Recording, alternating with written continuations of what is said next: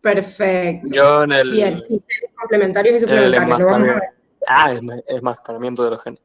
Yo también la epistasis, así que... Bien, perfecto. Bueno, primero que nada, ahí ya ven la pantalla, ¿verdad? Sí. Bien. Bueno, perfecto. Para empezar primero con lo primero que tenían ahí y ordenarnos un poquito para distinguir justamente los ejemplos de dominancia incompleta y codominancia, porque son excepciones, digamos, a lo que nosotros hemos visto como la primera ley de Mendel. Esto lo tienen que distinguir bien. ¿Cuáles son excepciones de la primera ley de Mendel, o sea, de la cruza monohíbrida, y cuáles de la cruza dihíbrida? Porque al trabajarlo, o sea, al hacer ejercitación de esto, se va a trabajar de forma distinta.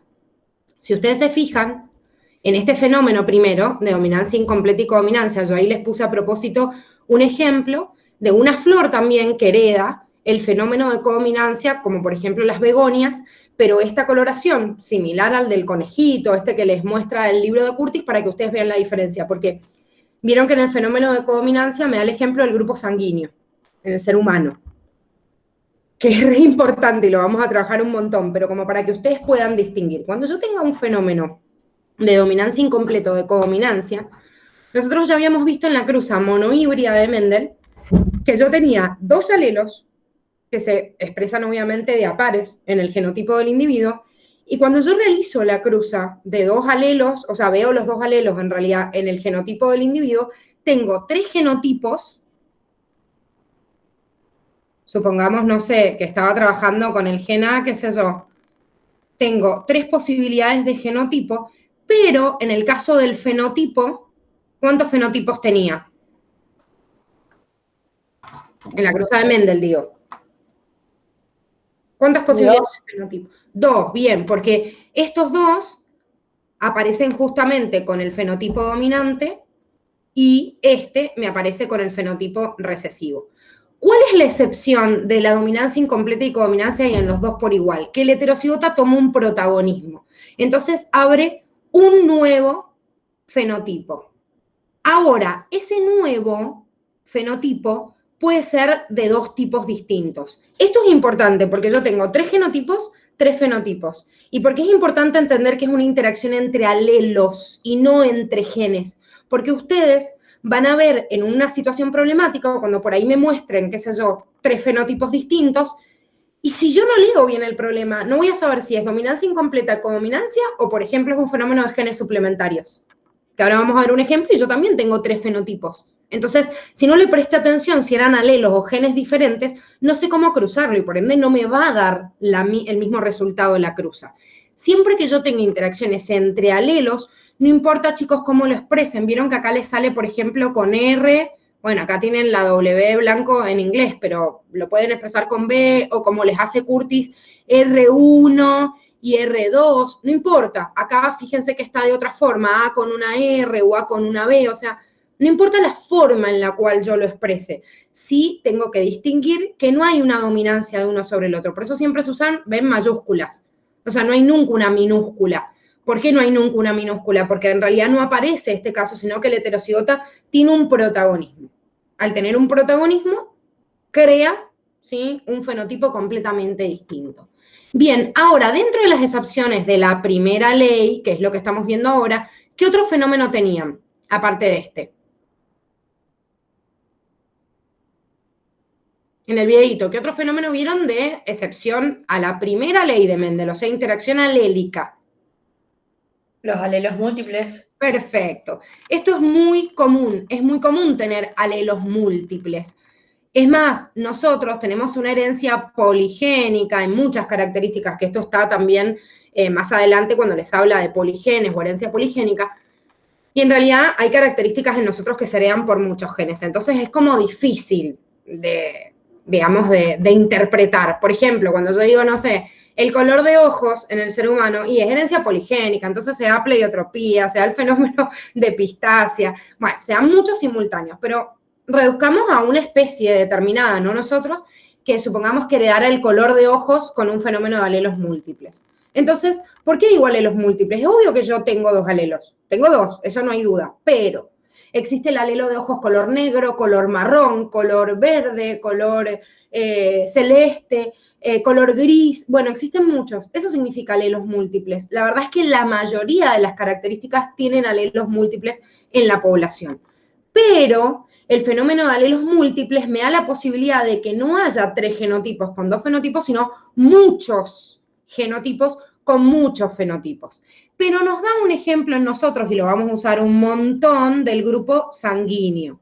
Y en el grupo sanguíneo me dice que es un fenómeno de alelos múltiples porque existe la proteína A, que es una proteína, un antígeno que está en la superficie de nuestro glóbulo rojo, y la B, que crean en realidad el grupo A y el grupo B, y cuando hay ausencia de ambos, en vez de poner el A como, digamos, recesiva y el B como recesiva, es el grupo 0. Entonces, ¿por qué yo digo que el fenómeno de alelos múltiples está representado en el grupo sanguíneo y trabajamos en cruzas? Porque no hay tantas cruzas para hacer como otros fenómenos de alelos múltiples. Sin embargo, yo tengo 3 fenotipos. La persona es del grupo A, es del grupo B o es del grupo O le puedo llamar también grupo 0. Sin embargo, si yo me baso en el genotipo, como yo tengo distintos alelos, que son esos que estamos expresando ahí, yo tendría la posibilidad de que el individuo sea A, o sea, que tenga 2A, que tenga una A y un 0, que tenga 2B, que tenga una B y un 0, que tenga 2 ceros o que tenga AB. Fíjense que es las 6 formas que yo puedo combinar estos alelos. Alelos múltiples. Tengo 3 alelos, el A, el B y el 0. No tengo 2 como los ejemplos que habíamos visto. En este caso tengo 3. Esos 3 alelos yo los puedo combinar de estas 6 formas. ¿Qué me pasa realmente en el fenotipo? Que en realidad simultáneamente, además de haber un fenómeno de alelos múltiples, el grupo AB, y por eso se los da también como ejemplo, es un fenómeno de codominancia. Por eso los represento a los dos con este caso, digamos, esta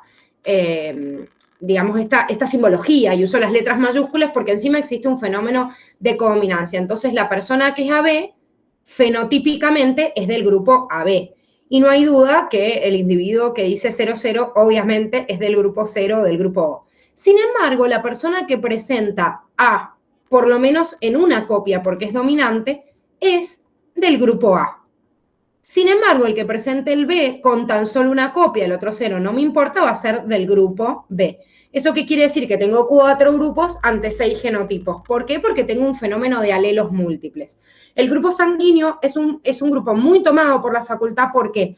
Porque es un fenómeno de alelos múltiples y simultáneamente de codominancia. Entonces, como tiene 2 excepciones juntas, se nos arma un quilombo en la cabeza terrible y a la facultad le encanta preguntarlo. Ahora, el fenómeno de alelos múltiples puede ser más sencillo, por ejemplo, en el caso, vieron, del conejito, que también se los toman mucho, que es la coloración del conejo, en el cual me da un rango de 4 alelos, acá no son 3, sino que son 4, y dice, el conejo de color salvaje yo lo voy a representar con la C más chiquitita, y el chiquitito, o sea, la C chiquitita, como el conejo albino. Sin embargo, existen en el medio otros genotipos. Por ejemplo, ¿cuáles eran los otros 2? Que se los nombran también.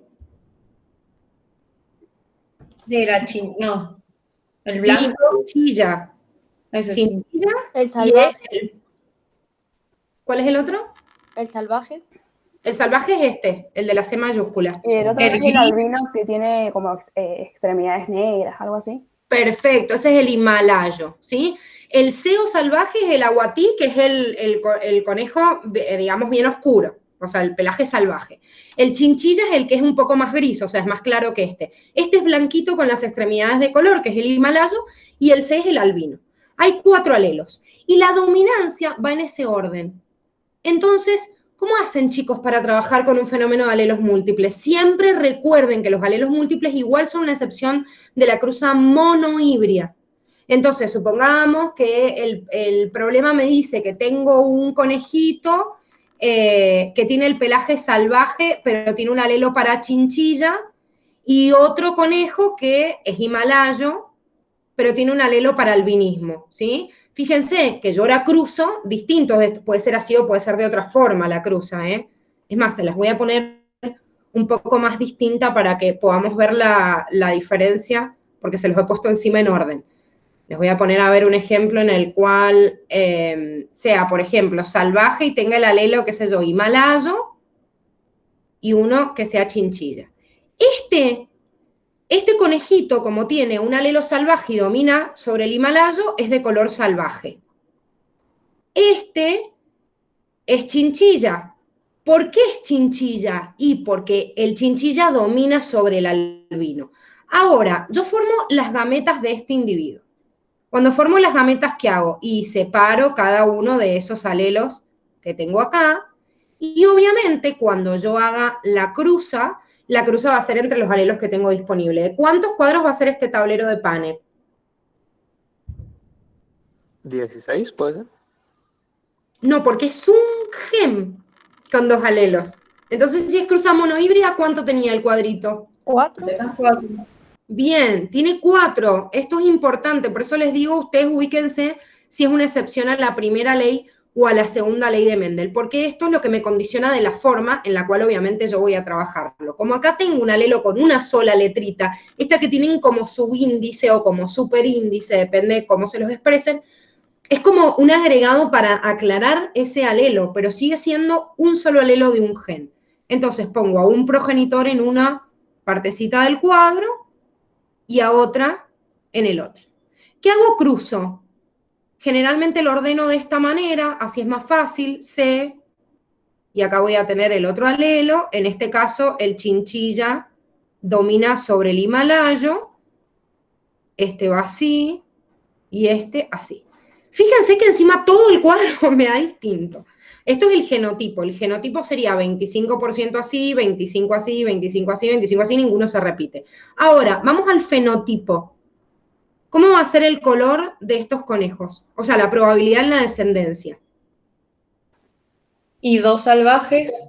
Bien, 50% salvaje, que son estos que estamos viendo acá y acá, porque es el dominante, y después 25% gris y 25% blanco.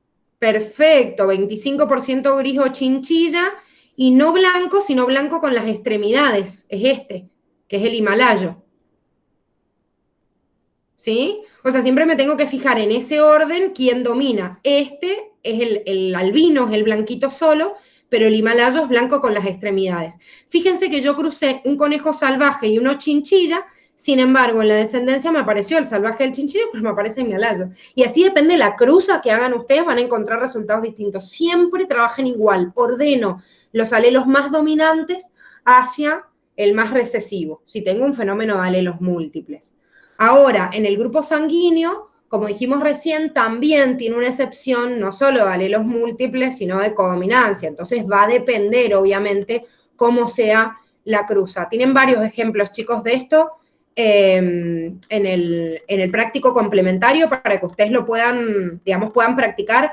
Y como les digo, les hemos grabado un video de la resolución de cada uno para que ustedes puedan en realidad comprobar si les dieron bien los resultados. Pero antes de ver algún ejemplo de esos puntual, quiero dejarles como modelo uno de cada uno de los ejemplos, digamos, que estaban en este videito. Y vamos a pasar ahora a las interacciones génicas, que en las interacciones génicas ya no tengo un ejemplo de la cruza monohíbrida como recién, sino de la cruza dihíbrida. Casi voy a trabajar con 2 genes y cada uno de los genes tienen alelos entre sí. En interacciones génicas, fíjense que tenían como, digamos, excepción la aparición de un fenotipo, estoy escribiendo genotipo, de un fenotipo nuevo, tenía el fenómeno de epistasis o epistasia, que a la vez, si bien la facultad quitó el concepto, ustedes en el cuadernillo no lo van a encontrar y en la punta de clase sí, porque me habla de epistasia y en realidad el ejemplo puntual que me da el cuadernillo es un ejemplo de genes complementarios. Sin embargo, también nos toman genes suplementarios, aunque no nos los llamen así, se los toman y la proporción es distinta, por eso para nosotros es re importante dárselos y en el apunte de clase esto está explicado. Y en las interacciones génicas también tienen algunos otros ejemplos como la pleiotropía, pero, o también, qué sé yo, la herencia poligénica. Ahora, fíjense que en el caso de la pleiotropía era un gen y ese gen me da muchas características. En cambio, en el caso de la herencia poligénica, yo tengo muchos genes, es al revés, fíjense, muchos genes que me van a codificar a una sola característica. ¿Qué ejemplos teníamos de pleiotropía? Ahí, por ejemplo, el albinismo, no solo en los gatos, sino en nosotros también, hay un gen pleiotrópico, o les da el ejemplo de las plumas rizadas de las gallinas. En herencia poligénica tenemos a montones, nosotros somos prácticamente todo herencia poligénica. Por eso cuando decimos, y el color de piel y el color de ojos, o si mi mamá tiene ojos tanto y yo te... No, chicos, hay tantos genes participando que es re difícil en nosotros, pero bueno, tratamos de simplificar algunas veces en las cuentas para poder predecir, pero la verdad es que la mayoría de nuestros genes son de herencia poligénica. Ahora, de esto que les estoy marcando acá, pleiotropía, herencia poligénica, no me van a hacer cruzas de esto así, porque, a ver, si yo tengo pleiotropía y es un gen y muchas características, al fin y al cabo, si yo hago una cruza, ¿qué voy a hacer? Una cruza monohíbrida de Mendel común.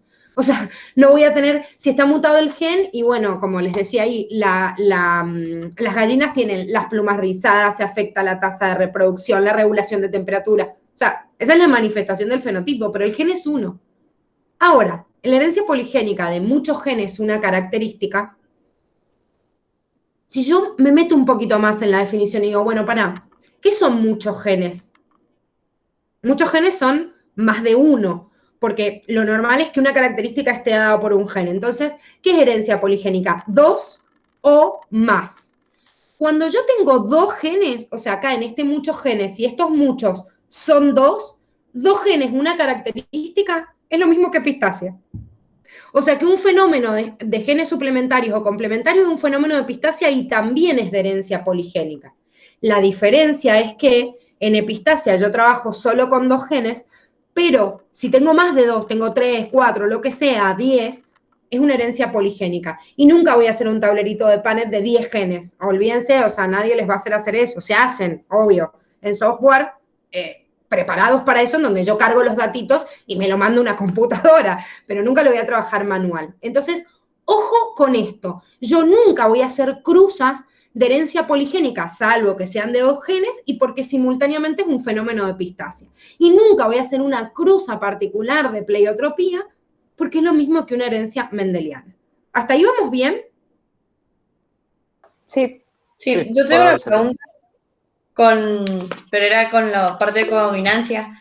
Por ejemplo, la hipótesis de Lyon es con alelos en realidad, pero puede ser relacionada con codominancia. No. No, porque la hipótesis de Lyon habla del cromosoma sexual y el cromosoma sexual es otra excepción, porque no es que el heterocigota gana otra característica. La hipótesis de Lyon me habla del bloqueo del cromosoma X y cuando yo bloqueo el cromosoma X me da esta diferencia en que la mujer o la que es homogamética, por ejemplo, la mujer en el caso de nosotros, que es XX, tiene 3 posibilidades genotípicas, pero el hombre tiene 2, porque tiene un solo cromosoma X. Entonces, la diferencia, esto es herencia ligada al sexo, para eso trabajamos con la hipótesis de Lyon, para que las características, solo aquellas que estén en los cromosomas sexuales, yo sé que un rasgo que está en un cromosoma X, en la mujer se puede comportar como recesivo. En cambio, en el hombre es dominante porque tiene una sola copia.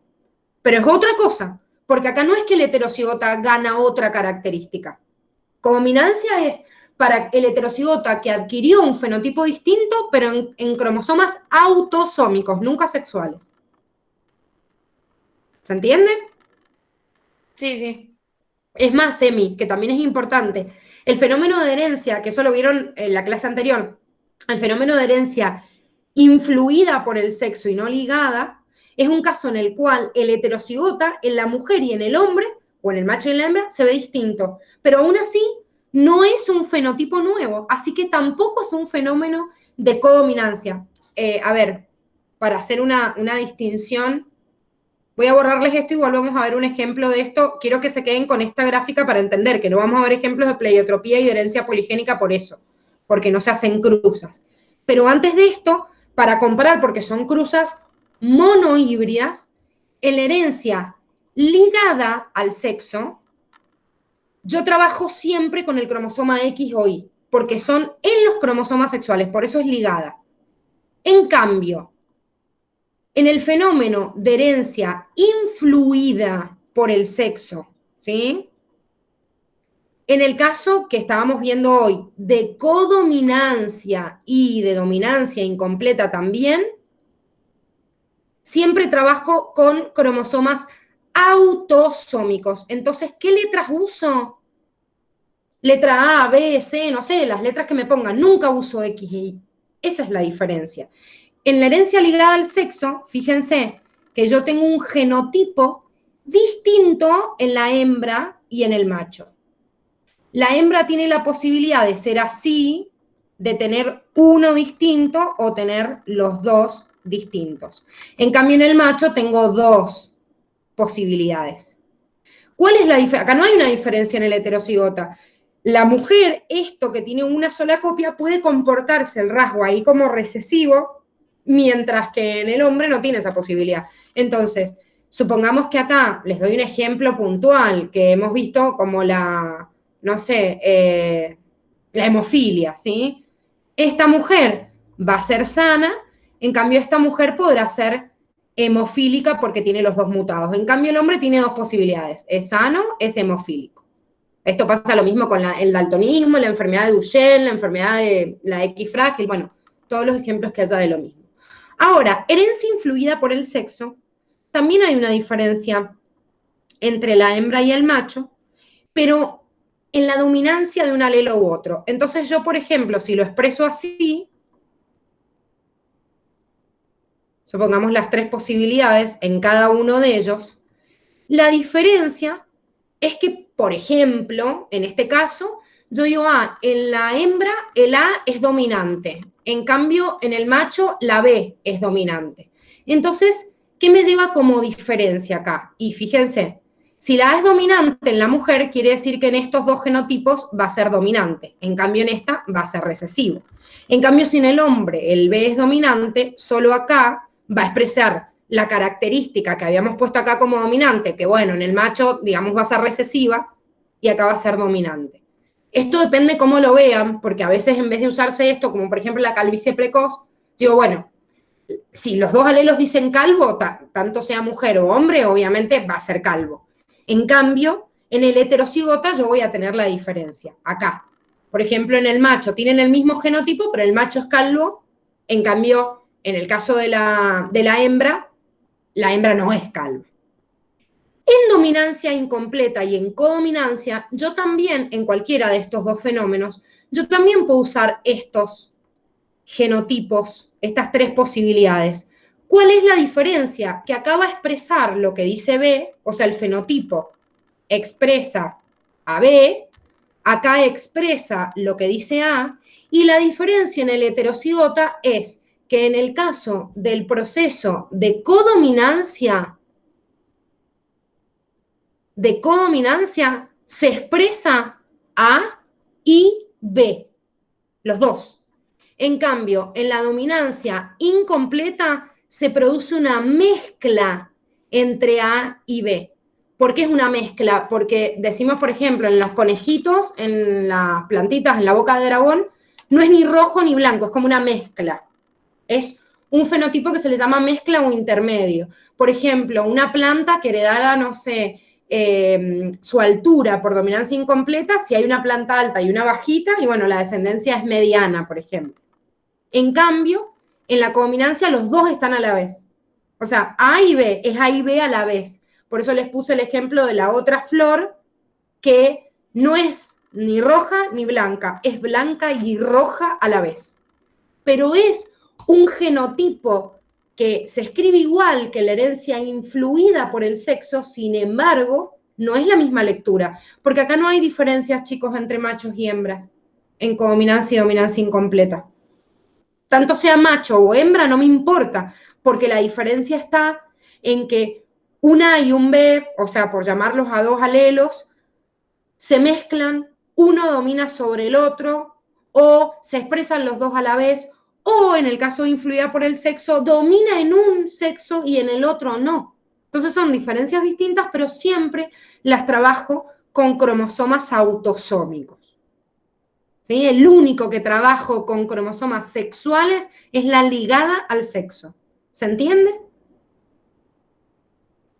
Sí. Sí.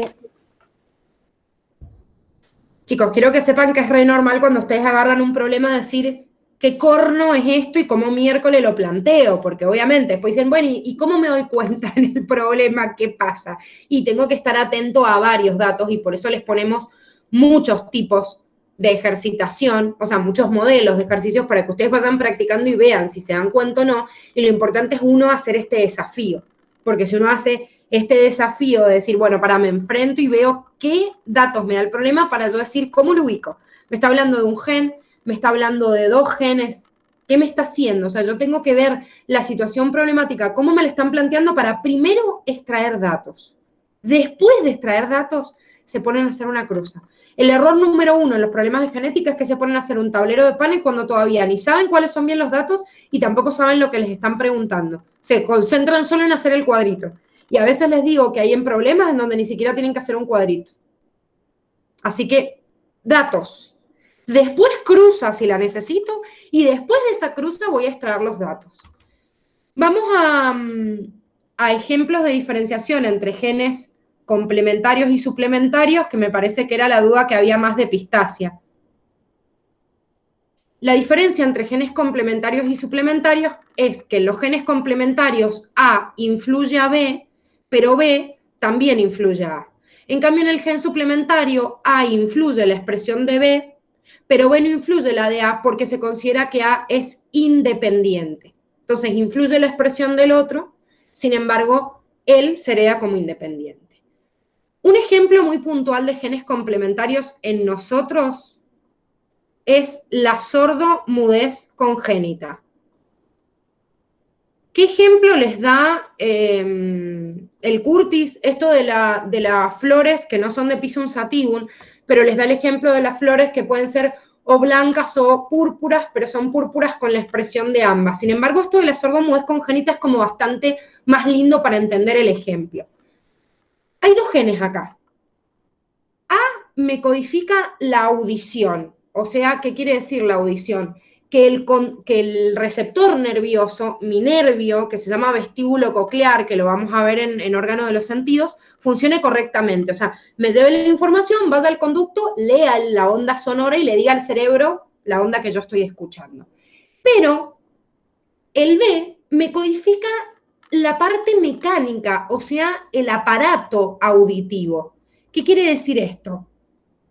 El conducto, o sea, vieron que ustedes tienen una oreja en donde en esa oreja adentro tengo un conducto auditivo externo, un conducto auditivo interno, la membrana timpánica, el oído, también lo vamos a ver bien en oído, o sea, todo un tunelcito por el que va el sonido. ¿Qué pasa si yo tapo el túnel? Fíjense, ustedes se tapan el oído, estoy bloqueando el aparato auditivo. La audición la tengo normal, o sea, mi nervio auditivo no está lesionado, sigue escuchando igual, pero yo tapé todo el conducto. Entonces, ¿cuál es, digamos, la consecuencia de esto? Y soy sordo, porque si tengo bloqueado el conducto, no importa que el nervio esté correctamente y me vaya a leer la señal, porque la señal mecánica no llega. Pero por otro lado, ¿qué pasa si mi nervio está dañado y el oído está todo bonito? Y la onda viaja perfectamente, llega al receptor y el receptor no lee nada. Entonces, cualquiera de las 2 cosas que se lesionen, no aparece como normal la audición. Por ende, el nervio y el conducto son complementarios. Tengo uno mal, no escucho. Tengo el otro mal, no escucho. ¿Qué es lo que me confunde este término? Que yo hablo de sordo-mudez congénita, pero en realidad lo que codifican estos 2 genes es la sordera. Sin embargo, ¿qué le pasa a un bebé que es sordo desde nacimiento? ¿Va a poder hablar? No, porque No. no puede No, porque no adaptarse al escuchaba idioma o a los sonidos, claro. Bien, no escucha los sonidos, pero ojo, sí puede hablar. No sé si alguna vez han tenido la oportunidad de enfrentarse con una persona sordomuda, congénita. No que se quedó sorda en el proceso de la vida, que es sordomuda. El sordomudo nunca escuchó un sonido para copiarlo. Su garganta funciona perfecta, puede vocalizar, si quiere cantar va a salir cualquier sonido. Pero nosotros aprendemos a hablar gracias a escuchar. Si nosotros tenemos lesionado el oído desde que nacemos, no hay ningún sonido que replicar, no nos escuchamos ni nuestra propia voz. Entonces, se es mudo en consecuencia de que se es sordo. Pero quiero que sepan que la sordomudez congénita en realidad es una falla en la audición. No están afectadas las cuerdas vocales, uno puede hablar normalmente, pero nunca tuvo el modelo para copiarlo. Entonces, ¿qué pasa con este individuo? Este individuo necesita A para poder manifestar la normalidad y necesita B también. Cuando yo les pongo así y ponemos una rayita, esta rayita quiere decir que yo acá puedo poner una A mayúscula o una A minúscula. O sea, tengo la rayita de acá en este primer par significa A mayúscula o A minúscula, y acá igual.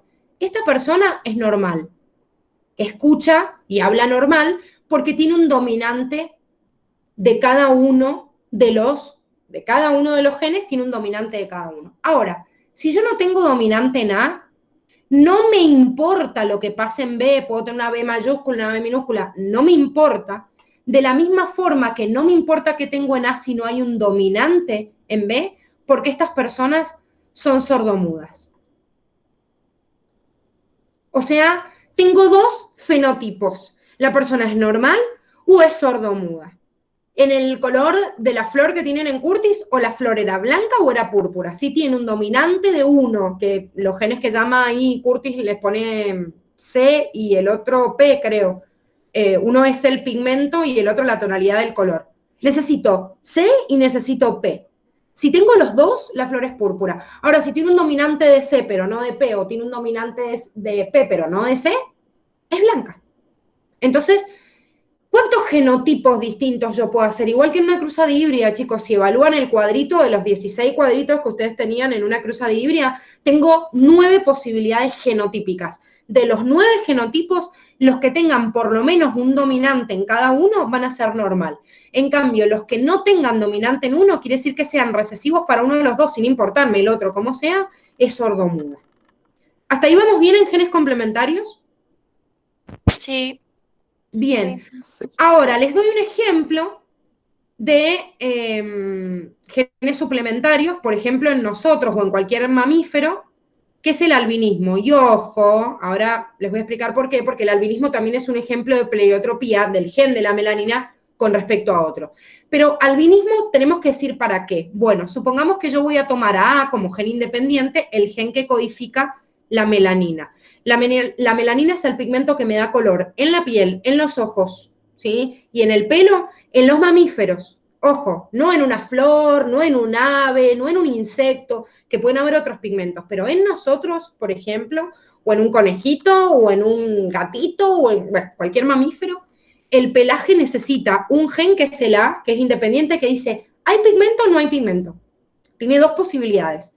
Obviamente, ¿cuáles son las expresiones de este A? Y si es A mayúscula, hay pigmento. Si hay A mayúscula y A minúscula, o sea, por lo menos un dominante A, hay pigmento. Pero si es recesivo A, no hay pigmento. Ahora B me dice cuál es el color. Supongamos que yo analice, qué sé yo, el color de pelaje de un animal. B me dice qué color. Por ejemplo, no sé, B oscuro es el color oscuro y B chiquitita, o sea, minúscula, es color claro. No sé, castaño y pardo, castaño y blanco, no sé, el que sea. Bien. Dos, igual que acá, dos genes. Pero A es independiente. ¿Qué quiere decir esto? Que no me importa lo que diga B. Yo necesito un A. Si tengo una A por lo menos mayúscula, no me importa si la otra es mayúscula o minúscula, leo lo que dice B. Si hay una mayúscula, por ejemplo, acá sería, no sé, color oscuro de pelaje, o el que me diga el problema, pero el dominante de B. Si tengo por lo menos una A mayúscula, pero no tengo ninguna B, y bueno, va a ser el color claro. ¿Por qué? Porque A dice que hay color, pero B, como es recesivo, veo el color claro. Ahora, si yo no tengo una copia de A, me importa un cuerno el color que diga B, porque no hay color. O sea, es como que el A manda. Yo puedo tener una B mayúscula, o sea, el pelo era claro, era oscuro, no me importa, yo no tengo melanina, que es lo que se concentra como pigmento en la célula, la proteína que da el color, no me importa que el otro gen diga, hay poquita melanina o hay mucha, no, porque directamente no hay. Entonces es albino. Acá aparece el albino, que es la falta o ausencia de color y se ve blanco. Fíjense, 3 fenotipos, no 2 como acá. Por eso, cuando se hacen las cruzas de este tipo, cuando yo hago una F1 mendeliana, que me aparecen todos heterocigotas, si yo hago una F2 como la cruza de Mendel, no quiere decir que todas son iguales. Cuando hago una F2 mendeliana, me aparece la relación 9-7 en genes complementarios. En cambio, en la F2 de genes suplementarios me aparece la proporción 9-3-4. O sea, si yo tengo un doble heterocigoto y lo cruzo entre sí, acá en este caso voy a tener 9 sordomudos por cada 7 normales. En el caso de un gen suplementario de una F2 mendeliana, voy a tener 9 que sean de color oscuro por cada 3 claros por cada 4 albinos. Estos son los ejemplos que tienen obviamente expresados en el apunte de clase y yo puedo hacer una cruza obviamente con distintas formas, con distintas variantes, dependiendo obviamente de la situación problemática que yo voy a evaluar. ¿Se entiende? Sí, Sí. profe, cuando envejecemos es por falta de melamina, ¿no? O sea, que el pelo se nos va poniendo blanco.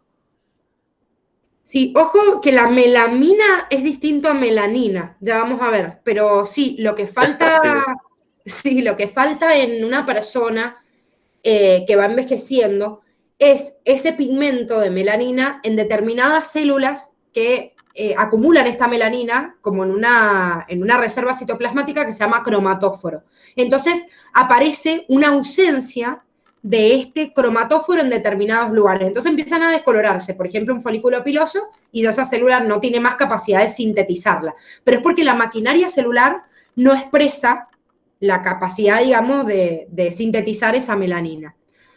Como está diciendo Steffi, que me dice por qué se produce el vitiligo, es un caso parecido, nada más que el vitiligo es una enfermedad, vamos a ver mañana enfermedades, es una enfermedad multifactorial.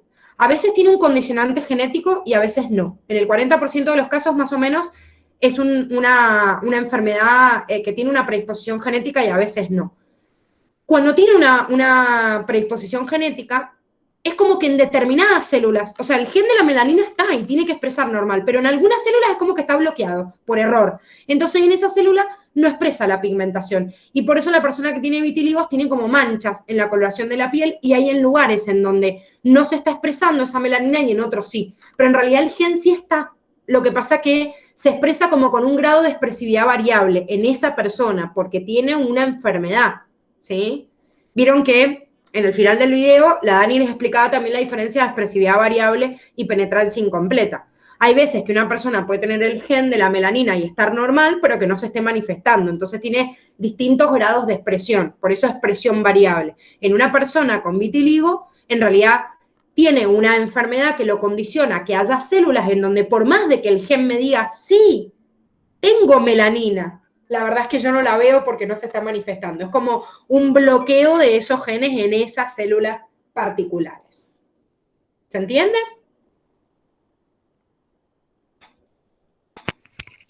Sí. ¿Sí? Es como bastante complejo ver ejemplos del ser humano porque en realidad es como todo multifactorial. Es herencia poligénica y en las enfermedades la mayoría son multifactoriales. En esto que Seba, que habla de la poliosis, pasa lo mismo, ¿sí? La poliosis en realidad tiene que ver con esta pigmentación, para el que no lo sabe, como que hay parches del pelo o de la piel que han perdido la coloración. Es por un grado de expresividad variable en lo que dicen los genes. Obviamente que la persona tiene la capacidad de sintetizar melanina, si no, no existiría en ninguna parte, pero en determinadas zonas no se está expresando, como si ese gen se hubiese bloqueado. O sea, y no tiene que estar bloqueado, porque tiene que expresarme la melanina en todos lados, pero en ese lugar eligió bloquearse hacia el azar y no lo expresa. ¿Se entiende? O sea, no es una mutación, Seba, puede ser una mutación en el gen que bloquea a la expresión de la melanina, pero no es una mutación en el gen de la melanina, sino no habría en ningún lado. Si hay una mutación en el gen de la melanina, la persona es albina y no expresa color en ningún lado. En realidad puede ser una mutación en el gen de esa célula que me está controlando la expresión del gen de la melanina. ¿Sí? Es distinto. Emilia está preguntando de los grados de celiaquía. Bueno, Celiaquía es otra enfermedad multifactorial. Las enfermedades multifactoriales las vamos a ver mañana para que se entienda, pero la celiaquía, la diabetes, la hipertensión y todas las enfermedades que son multifactoriales tienen, primero, herencia poligénica, muchos genes participando. Después, factores ambientales que los condicionan. O sea, el entorno condiciona que se exprese o no. Y después de eso tienen grados de expresividad variable y penetrancia incompleta. O sea, un combo de todo. Nunca me van Profe, a hacer una uno de cruza los de una ejemplos- persona celíaca. Uno de los ejemplos de o sea, de entornos ambientales sería, por ejemplo, que se sitúen por el estrés. Que se exprese o no algo por el condicionamiento del estrés, Sí. sí, totalmente, porque el estrés en realidad se mide en hormonas. El estrés se mide en distintas hormonas y una de ellas es una hormona suprarrenal que es el cortisol. Si yo tengo más cantidad de cortisol en sangre, puede ese cortisol aumentar la expresión de determinados genes o inhibir otras. Por ejemplo, hay mujeres que están muy estresadas y no menstruan. Y en realidad ese alto nivel de cortisol me bloquea la expresión de determinados genes que controlan el ciclo celular en el ovario de la mujer y no produce las gametas de ese mes. Entonces, sí, obvio, una de las características, es muy complejo el ser humano para entenderlo y reducirlo a la genética. Pero tienen que pensar que nosotros, vamos a ver algunos ejemplos puntuales, y es verdad que en la práctica, por ejemplo, vamos a ver enfermedades monogénicas como la talasemia, y yo digo, bueno, la talasemia tengo un gen, está mutado o no, listo, hago una crucita mendeliana y digo, bueno, ¿tiene talasemia o no? Pero después la realidad me cuenta que hay personas que tienen el gen de la talasemia y no manifiestan la enfermedad, penetrancia incompleta. Otros que no tienen el gen, pero por otro condicionante expresan características parecidas a la talasemia. Y después los que tienen talasemia tienen distintos grados. ¿Por qué? Porque en realidad tiene un grado de expresividad variable y porque somos un conjunto de un montones de genes y del paratipo. Entonces, siempre básense mucho en los ejemplos que están en Curtis para tomarlos y decir, bueno, esto es así, pero la genética, chicos, es muchísimo más compleja en nosotros que lo que se ve a simple vista. Los ejemplos que tienen como monogénicas, sí, las vamos a tomar. Digo, bueno, voy a tomar el daltonismo como que tiene un grado de expresividad, o sea, no variable y penetrancia completa. La verdad es que en la mayoría de los genes no se heredan así, pero todas las cruzas que ustedes les hacen hacer, todas, chicos, todas, tienen penetrancia completa y expresividad no variable. Si no, no podría ser un tablero de panel. O sea, estoy tomando hipotéticamente, si todo lo que dice el gen se expresara, sería así. En la realidad me encuentro con un montón de grados de expresividad variable y de penetrancia incompleta que lo que dice el gen por ahí no es lo que se condiciona. Es más, de acuerdo a Curtis, yo puedo entender que, por ejemplo, un individuo que es XY va a ser siempre hombre. Claro, si yo tengo un grado de expresividad y de penetrancia completa. Hay mujeres que son XY, en realidad genéticamente hay hombres XY que tienen una mutación en el gen del cromosoma Y que codifica la secreción de testosterona y por defecto el bebé no se desarrolla en hombre. Estaba condicionado genéticamente a ser un hombre, por eso es XY, pero nunca secretó testosterona, entonces la naturaleza hizo que saliera una mujer. No sería un caso de intersexualidad, que es otro, digamos, otro proceso intermedio en el cual pueden bloquearse otros genes en los cuales se dé más segregación de hormonas femeninas o masculinas. En este caso, si yo no tengo presencia de testosterona en el nacimiento, por defecto un embrión siempre se desarrolla a mujer, a hembra, siempre. ¿Qué necesito para que, no me importa el cromosoma, digo, siempre se desarrolla a hembra? ¿Qué necesito para que no se desarrolle a hembra y se desarrollen los órganos sexuales masculinos? La testosterona.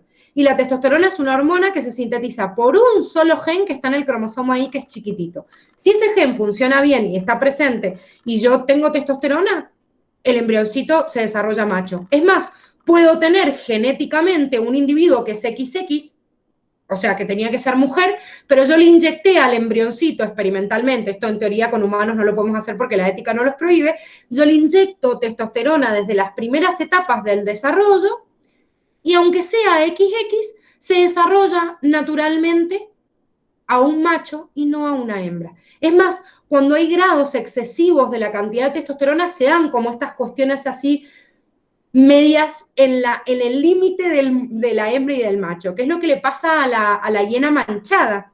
Las hienas manchadas son las hienas que salen, ¿vieron en El Rey León? Es como sí. Bastante masculina. Fíjense que la hembra parece ahí la dominante del grupo y esto es para representar un rango biológico que es real. en donde la hembra en realidad es dominante porque tiene una alteración en la secreción de ese gen, de la testosterona, tiene mucha más cantidad de testosterona, entonces tiene como hasta un clítoris atrofiado que tiene casi el mismo tamaño del pene del hombre, pero es XX, o sea, es hembra, pero tiene tanta testosterona que se condiciona a tener un comportamiento mucho más masculino. Por eso las hienas se pelean, imagínense que se muerden los hermanitos desde la panza, se matan, ni hablar cuando nacen. O sea, se empiezan a matar entre ellos y hay un alto grado de competencia porque hay mucha testosterona. Esto es normal en todos los machos de los mamíferos, que por eso pelean desde chiquititos. Vieron en la primaria que los nenes se cagan a trompar y ni saben nadie por qué, pero bueno, esa es la testosterona. Si imagínense que en la hembra también tengo alto grado de testosterona y bueno, se da como esta cuestión que se ve en las hembras, que hay una alta mortalidad entre hermanitos, los padres matan a los hijos, bueno, todo esto tiene que ver con el exceso de testosterona. Profe, Pero esperen que termine con la idea. Por más de que exista todo esto en la naturaleza, quiero que entiendan que la facultad, cuando me haga hacer un problema y una situación, yo digo, si tengo un XY, va a ser un macho, no va a ser una hembra. En la realidad existen un montón de excepciones, de expresividad variable, de penetrancia incompleta, pero no tengo forma de tabularlos y en un examen de la facultad me van a hacer una cruza, digamos, concisa. Entonces yo voy a cruzar y siempre que tengan el tablerito de panel de un XY voy a suponer que es un machito, aunque en realidad puedan pasar otras cosas en la naturaleza. Sí, ahora sí, decime, Amanda. profe, con respecto al video, viste que salía en una parte lo de los genes cruzados o como que se mezclaban. ¿En qué parte del video? O sea, ¿cómo que se mezclan los genes? ¿La expresión del fenotipo? Sí, o sea, creo que sí, o sea, porque a mí justo se me ocurrió un ejemplo. Puede ser que cuando, por ejemplo, la dama de noche, viste que sale rosa, roja o blanca o amarilla, que en una Sí. parte sale a veces rosada y blanca juntas. ¿Ese sería el ejemplo? Lo que pasa que en este caso, en esa flor que vos estás dando digamos, la diferencia o la característica es como múltiple. O sea, hay un fenómeno de codominancia, pero hay un fenómeno también muy fuerte de paratipo, de cómo el ambiente influye en la expresión. Es lo mismo que le pasa a algunos que por grado de expresión con el ambiente, ¿vieron los animales, por ejemplo, que cambian de colores? O sea, tienen un gen que me dice que hay una tonalidad, pero que haya más o menos depende de los ciclos lunares o de la exposición al sol. Entonces, es modificación del fenotipo también por el paratipo. Entonces, es doble el caso ahí. Antes de cerrar, les voy a cortar porque me van a matar los próximos profes. No se preocupen, chicos. Primero, les digo, mañana vemos un videito de enfermedades y tenemos la mayor cantidad de la clase, todo consultas, ejemplos, y el miércoles todo consulta. O sea, mañana en la primera partecita, en los primeros 20 minutos, terminamos toda la teoría. Así que no se preocupen porque toda la clase de mañana y toda la del miércoles son todos dudas y debates. Podemos hacer modelos de ejercicios, seguir debatiendo. O sea, es todo debate, recién al TP lo vamos a tener el jueves. Así que tranqui porque tienen tiempo para ver las dudas.